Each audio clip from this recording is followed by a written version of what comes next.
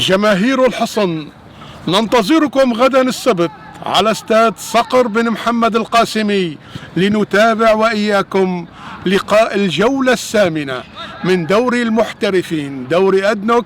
دب الحصن يستقبل بني ياس. قوتنا في وجودكم، ننتظركم لمؤازرتنا في الملعب، أنتم سر وراء نجاحنا. جمهورنا الغالي، فريقنا يحتاج إلى دعمكم وحضوركم يصنع الفارق. لتعلو أصواتكم وتهز المدرجات.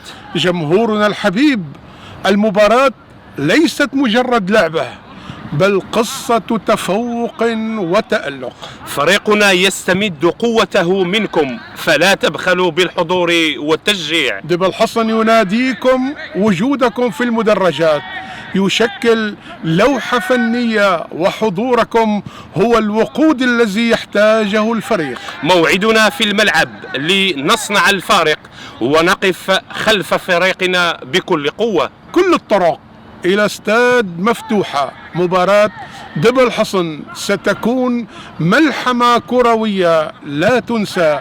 كونوا جزء من الإنجاز. جماهيرنا الوفية، ناديكم يناديكم. صوتكم هو نبض اللاعبين، وحماسكم هو السلاح الأقوى في مواجهة الخصم. ندعوكم لمؤازرة فريقنا البطل في المباراة القادمة ضمن دوري المحترفين.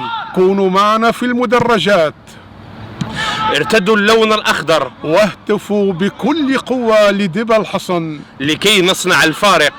دب الحصن، قوتنا. معا للنصر. شجع فريقك.